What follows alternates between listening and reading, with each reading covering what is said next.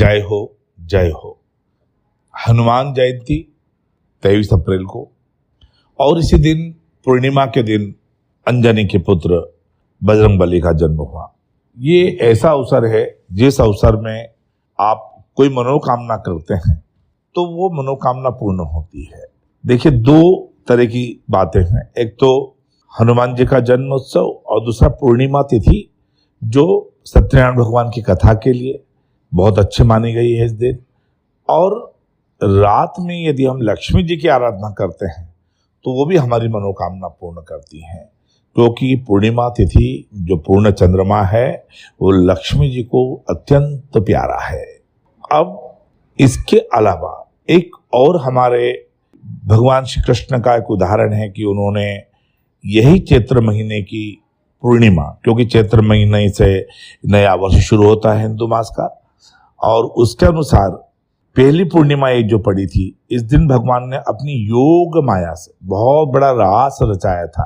और उसमें भगवान कृष्ण ने ऐसा वरदान हम सबको दिया है कि यदि हम अपनी मनोकामना, यदि हमारे जीवन में कोई बाधाएं आ रही, दाम्पत्य जीवन में बाधाएं आ रही हैं, यदि हम कहीं प्रेम कर रहे हैं उसमें बाधाएं आ रही है, और हमारा विवाह कार्य नहीं हो रहा, उसमें पूर्णिमा तिथि को रात्रि 11:30 बजे यदि हम भगवान श्री कृष्ण का ध्यान करते हुए ओम श्री कृष्णाय गोविंदाय नमो नमः या ओम राधे कृष्णाय नमः, श्री राधे कृष्णाय नमः, ओम श्री राधे कृष्णाय नमः, इस मंत्र की 1 माला, 3 माला या 5 माला का जाप करके हमारी मनोकामना को पूर्ण कर सकते हैं। इसी तरह हनुमान जी के मंदिर में आज के दिन जाकर 23 अप्रैल को जो हमारी पूर्णिमा है उस दिन जाकर के उनके सामने आप जो है आटे के साथ दीपक जलाइए और बूंदी का प्रसाद चढ़ाइए उन्हें। और इसके अलावा ऐसे पदार्थ का भोग लगाइए जो बहुत तरल हो, पीने में अच्छा लगे, क्योंकि भगवान बाल रूप में है उस दिन।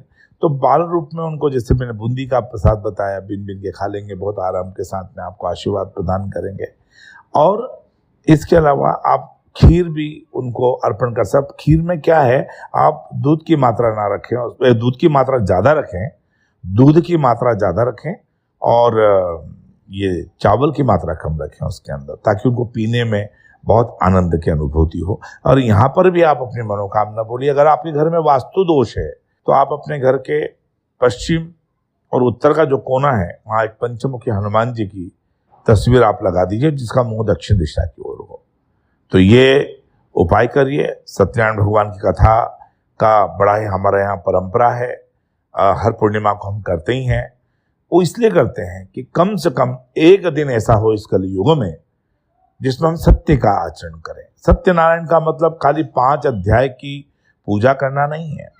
आपको ये भी समझना पड़ेगा कि उस दिन हम सत्य का आचरण करें, हम जो संकल्प ले रहे हैं उसको पूर्ण करने का प्रयास करें, और भगवान के प्रति हमारे मन में भक्ति का भाव बना रखें। क्योंकि पूर्णिमा को जो सत्यनारायण की कथा करके भक्ति का भाव बना के रखता है, उसके सारे कार्य पूर्ण होते हैं, इसलिए इसका नाम पूर्णिमा है।